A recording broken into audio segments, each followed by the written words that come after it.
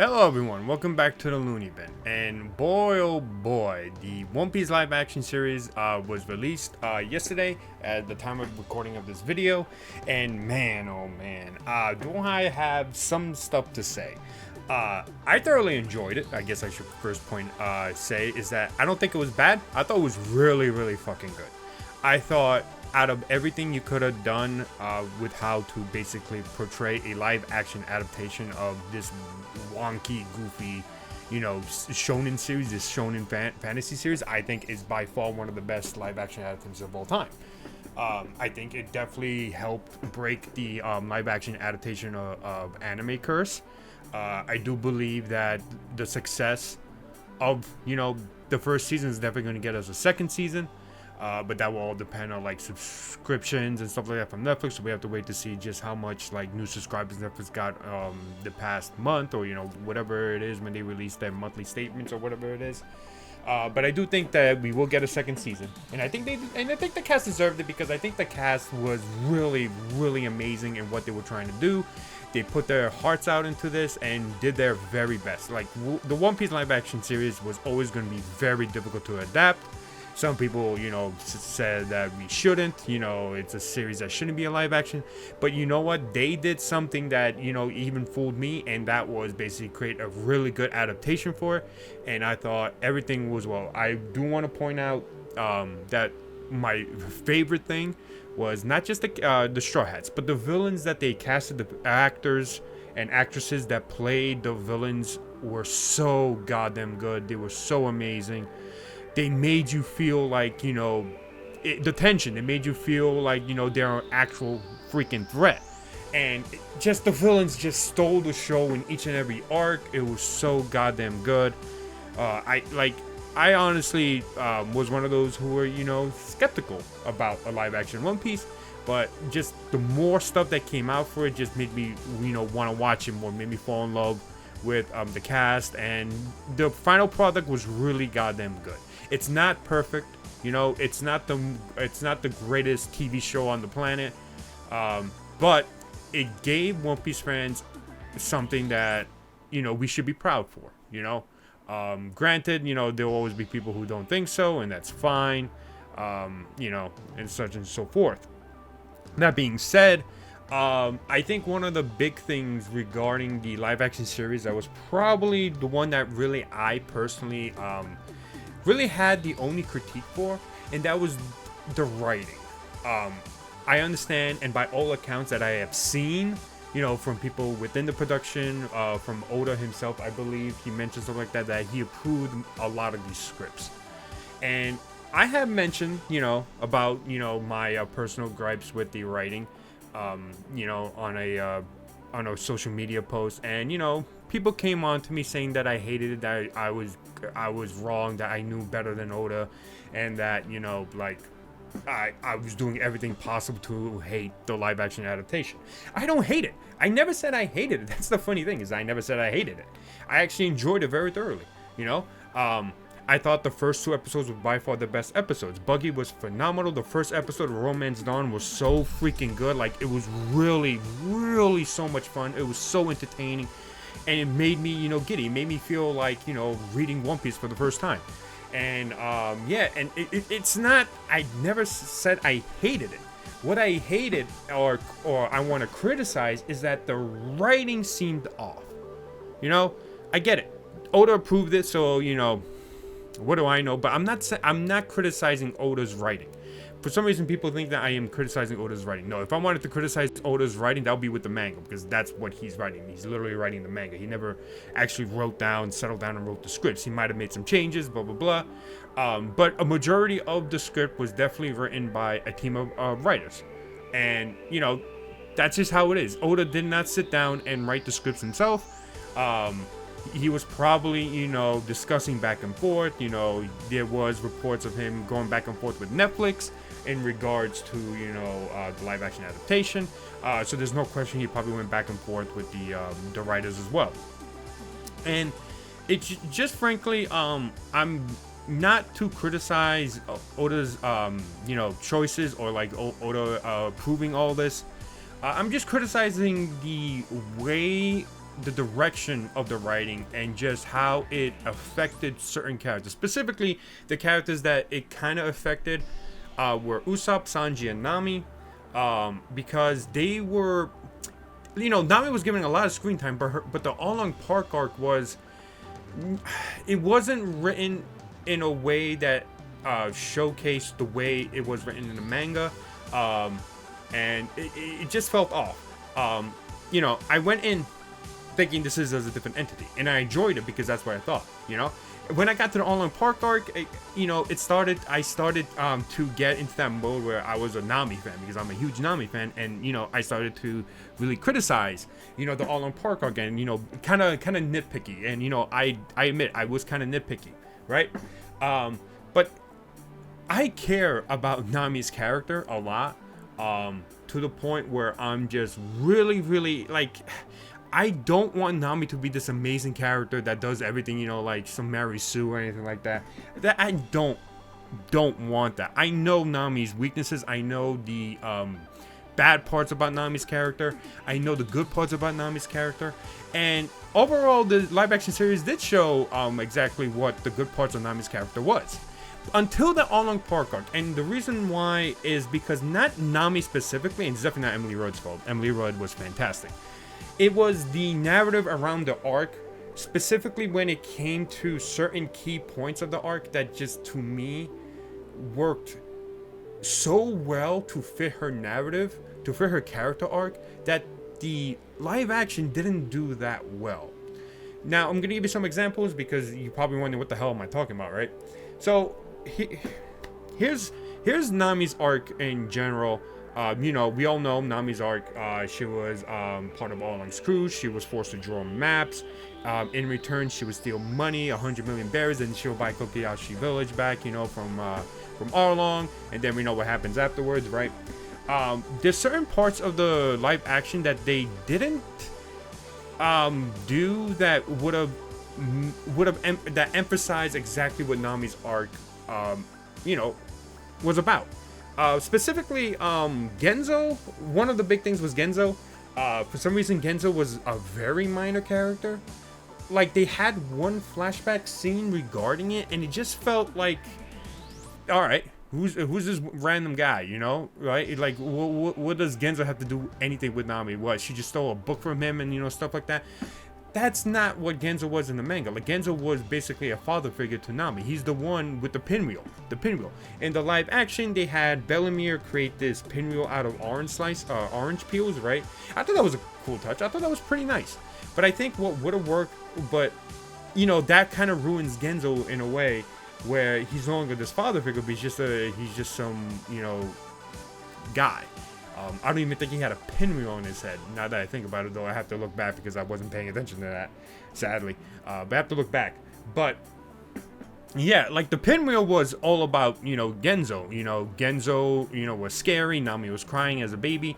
So when Nami sees the pinwheel, like, he put it on his hat, she starts laughing. Okay, that's cute. So, that's where the pinwheel came from. I thought. That being said, I thought the orange slice thing with to create the pinwheel was a pretty cool touch, because it allowed you to give a better emotional value to Nami's relationship with Bellemere. But Genzo is still an important person in Nami's life.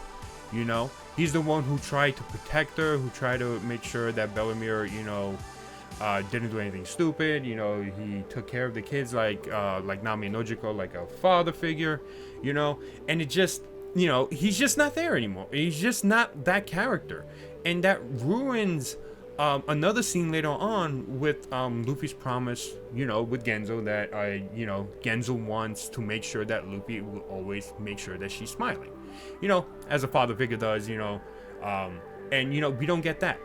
And part of the reason we don't get that is because of another storyline that plays throughout the series, but I'll get to that later. But Genzo is basically almost non-existent. And that hurts in general, not just with Nami, but also the entire village, and also Nojiko. Because Nojiko also was written in a way that where she hated Nami, because she didn't know the truth. Even though in the manga, the truth is that the village knew what Nami was doing. and that didn't happen here. They just hated her because she thought, you know, she betrayed them to join Arlong's crew. And why is that a problem? It's a problem because of the way Oda wrote it in the story, where that was the reason why Nami wanted to basically go and be part of Arlong's crew, was to protect Kokiyashi Village and basically save Kokiyashi Village, right? So when you don't have that moment where they knew, you know, Nami realizes that they knew all this time, you don't get that final breaking point. You do see in the live action at a point, right, where they realize, you know, what Nami's doing, because, you know, Nojiko sees the whole thing with the treasure chest and stuff like that. But it doesn't, to me, it didn't work that well in terms of Nami's character narrative. And it just felt weaker than it did in the manga. And I tried very hard. I tried very hard to look at it as a different entity, but god damn it, it was so hard because of how big of a Nami fan I am and how much I actually care about Nami's, you know, character narrative, right? And yeah, so that was one of the major changes, and I felt like, you know, it just didn't fit well with me in terms of that. Yeah, if Oda approved that, then all right. Like, not much I could say, you know. If Oda approved it, Oda approved it. By all accounts, everyone who has worked on the, you know, the show have said that Oda approved it. So, yeah. But let's move on to the next point, which is no, sorry, I have a lot to say, so my mouth is a little dry. But let's move on to the next point, where one of the things is that happens is that Nami goes to Arlong. Nami never went to Arlong in the flashback, from what I understand. I believe the way it went in the manga was that Arlong saw what she's able to do, that she was able to draw these maps, that she was able to, you know, do all this stuff, you know, be a what's it called, a cartographer. I don't know if I pronounced it right, but yeah, you get what I'm saying, right? And he's the one who struck the deal, right? Nami wasn't the one that approached him. It was Arlong who found her maps and stuff like that, right? And then, you know, Nami eventually agreed, as long as, you know, she collected 100 million berries and, you know, to free Kokiyashi Village, right? But in the live action, she was the one who approached it to make a deal. I understand what they were trying to convey there is that, you know, this was Nami being the intelligent and cunning one, or more like the logical one, to strike a deal, which will eventually, you know, get with the her future self, where she would be cunning, intelligent, to try to find deals and ways to get, you know, to make sure that she gets enough money to save her village. I get that, but it changes Nami's character. Maybe not too much. I'm not gonna put too much into it, but I feel like that was one of the changes that they made that just kind of, it's one of those character narrative key points that I feel like should have been the other way around. But it's one of the lesser ones. Let's just put it that way. It didn't bother me that much. That didn't bother me that much.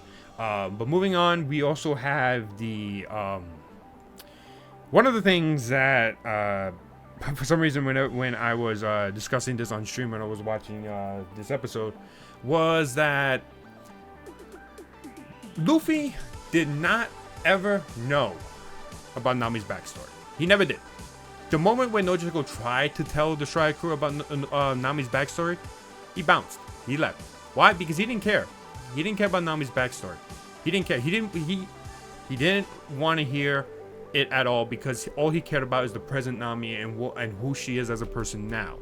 And he believed that Nami isn't being truthful, and that Nami isn't this bad person everyone else claims to be. One of the things I did like about the live action is when Luffy, Inaki Godoy, Luffy said he's tired of hearing what other people are saying about Nami. That I liked. That's actually a really good line, and I really enjoy that.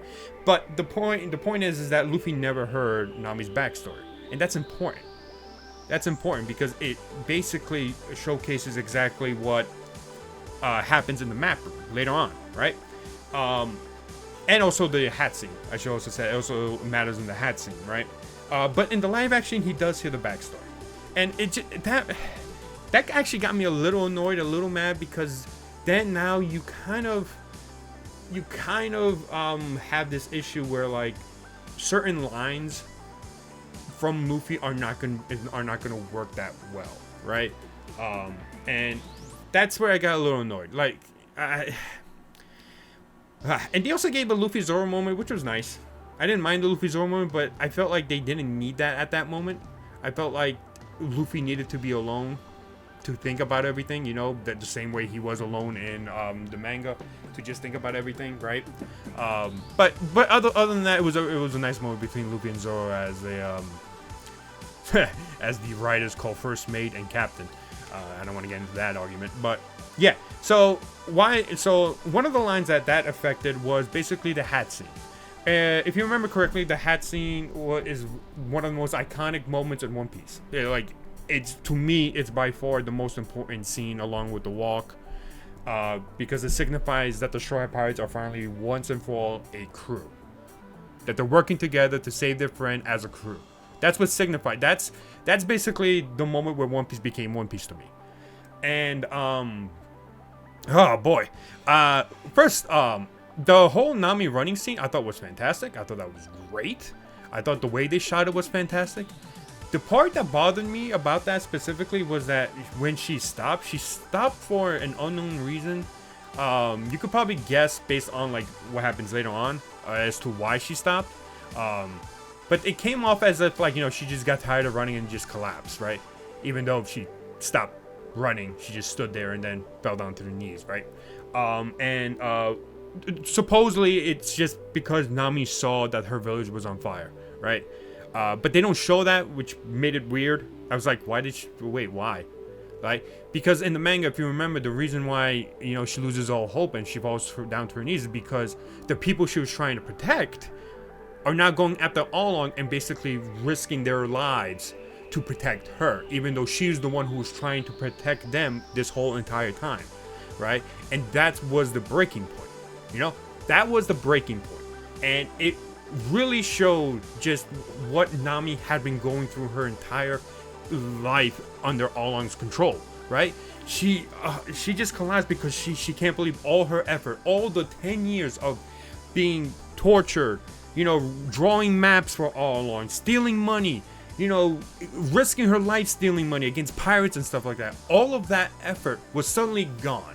They did that with the, you know, the whole Captain Nezumi thing, where he finds 100 million buried treasure chest because Arlong, you know, hinted it at him, and you know, that works. But she went over to confront Arlong, and he denied it, that he ever did that. So she knew that, oh no, oh my god, this is bad. She needs to go to the fucking village and, you know, try to tell them that, you know, everything will be fine. You know, she's fine. She's, you know, all that stuff.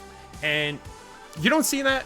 And that's why the whole village thing about them all just outright hating her seemed off to me. It just, I just personally didn't like that. So it just sucks. But the hat scene itself was fine. The only issue I had with the hat scene specifically was the line where Nami said, "You don't know anything that's happening," and then Luffy says, "No, I don't." But the problem with that line is that Luffy does know in this adaptation. He does know. He heard Nami's backstory. That line doesn't work. That line did not work at all because Luffy does know what's going on here. He knows why Nami's doing what she's doing, you know.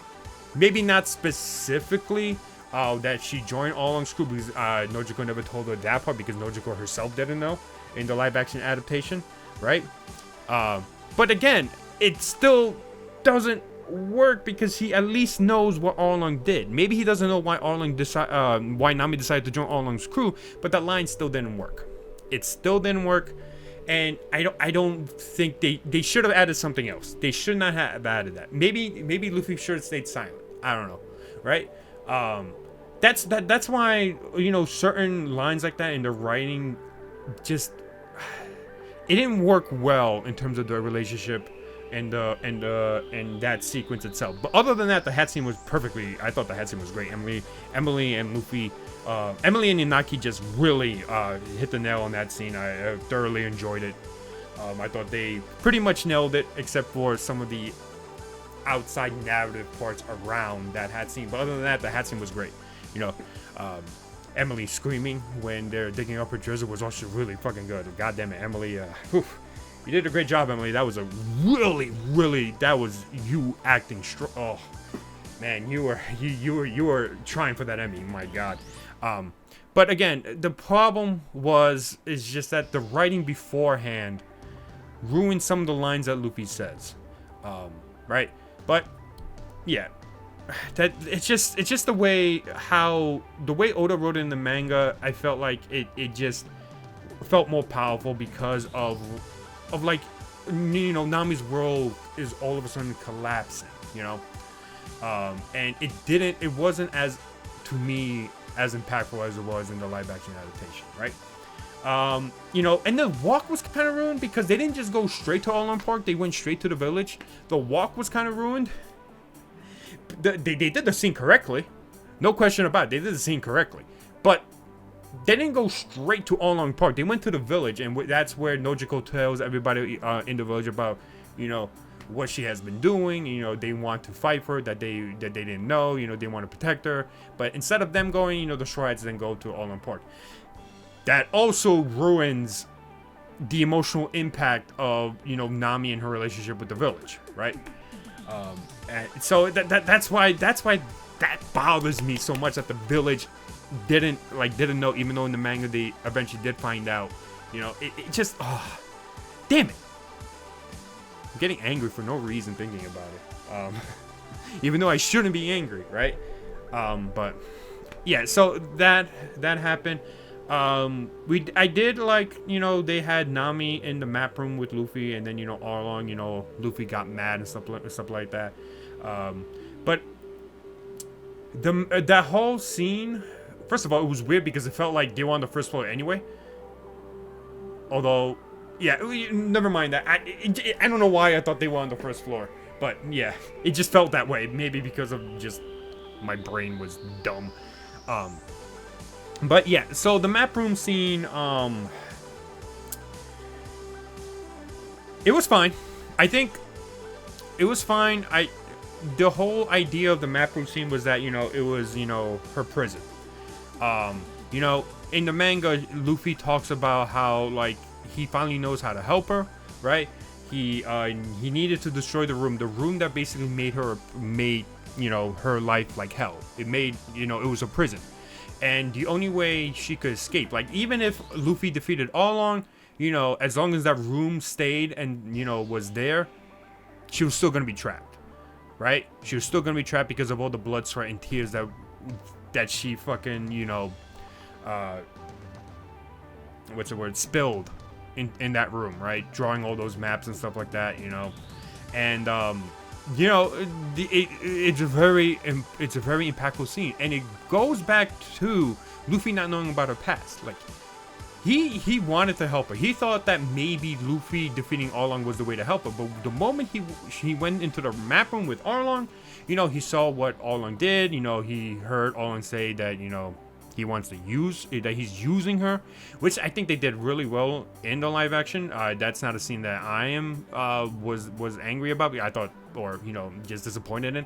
I should say disappointed. I wasn't angry, but disappointed in. I thought that was fine. You know, Luffy Inaki was really angry. He broke the I keep forgetting the name of the thing, but, you know, Arlong shark tooth blade, saw blade, whatever. Whatever it is, right? And, you know, it was fine. I didn't mind that. I mean, I thought it was cool that Nami was there to see it. Yeah, I thought that was pretty cool. I thought it was pretty fine. But the destruction of Arlong Park and the whole thing with the maps, you know, flowing out, you know, so that Nami could see that what Luffy's doing, that wasn't there.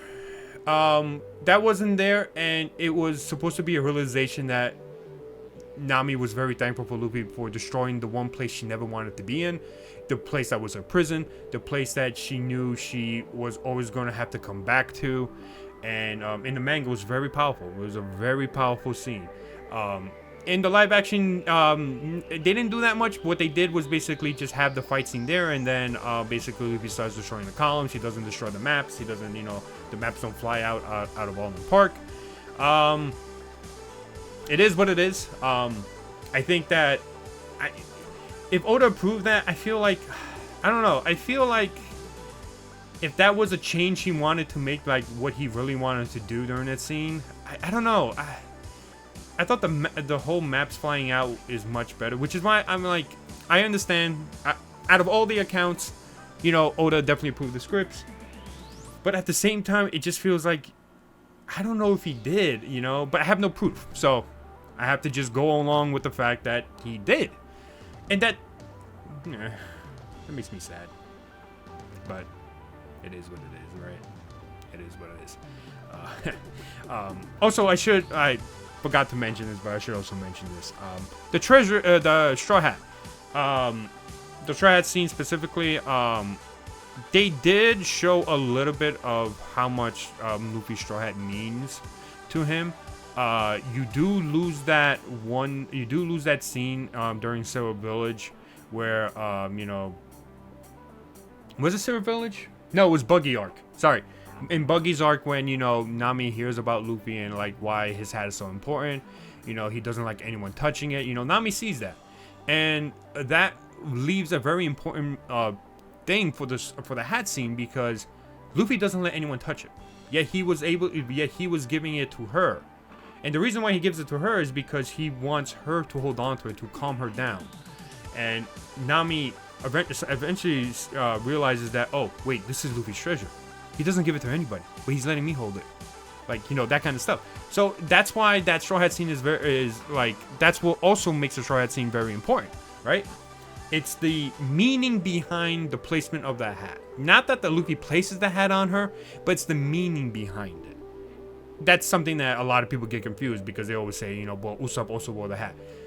There's a difference. There's a very big difference. And it's not the action, it's the context behind the action that matters. And that's why the two scenes are different.